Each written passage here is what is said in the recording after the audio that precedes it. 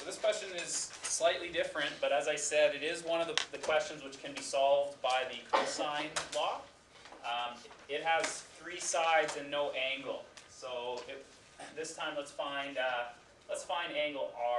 Okay, we won't find all of the angles in this triangle, but let's figure out what is angle R here. Okay.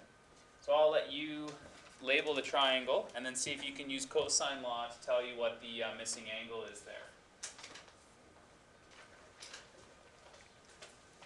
So I'll just start labeling. I know some of you are still punching buttons, and that's okay, but these should be the sides that you label.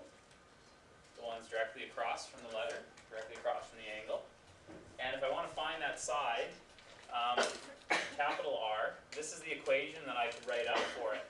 The angle directly across, or sorry, the side directly across is going to be 8 squared equals 20 squared plus 16 squared minus 2 times 20 times 16 times the cosine of what I'm looking for. So now I need to rearrange this so that I can solve it for R. So for example, one thing I'm going to do is I'm going to subtract 20 squared and 16 squared.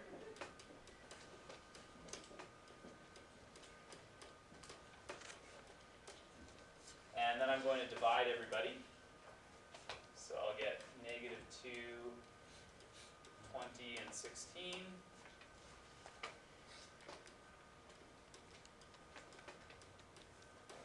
So this is gone, and I end up with cosine R equals that. So let's find out what that number is. So 8 squared minus 20 squared minus 16 squared divided by negative 2 times 20 times 16. So I get, this looks like 0.925 is equal to the cosine of R. So how do I solve that now? How do I get the angle out of it? Inverse cosine. Yeah, inverse cosine. So it's going to be cos negative 1 of 0.925 equals R. So cosine 0.925.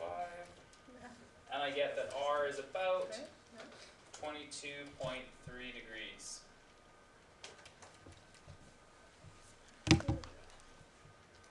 Your calculator needs to be in degree mode too. If you're in radian mode, you might be getting weird answers out of our questions. So just to recap then, if you end up with a triangle where it's going to be the angles that are opposite sides, if these are the parts in your problem, then you have a sine law question. If it's a problem though where you end up with a triangle and you use the adjacent sides of an angle and the one opposite, that's going to be cosine law. Or possibly when you have all three sides of the triangle, you'd have cosine law there as well. Okay, so I think that's enough for us today. Why don't we stop here?